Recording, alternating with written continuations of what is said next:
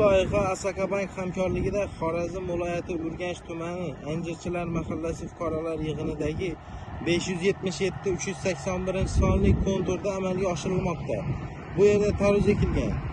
Maydon hajmi 15 gektardan iborat. Maydonning uzunligi 570 metr, bo'yiga 200 metrdan iborat. Bu yerdagi ekinlar zamonaviy usullar bilan parvarishlanmoqda.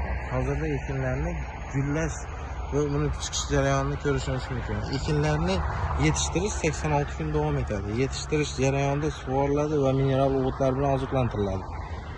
Ushbu loyiha bo'yicha 48 ta dehqon xo'jaliklari biriktirilgan. Har bir dehqon xo'jaligi uchun o'rtacha 0,31 gektar yer maydoni to'g'ri keladi.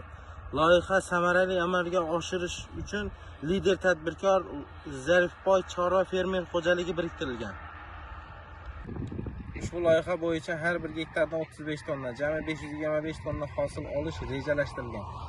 Mazkur ekinni yig'ishtirib olgandan so'ng ikkinchi ekinga ham yuqori daromadli ekin ekish orqali yer egalari daromadini yanada oshirish maqsadidamiz.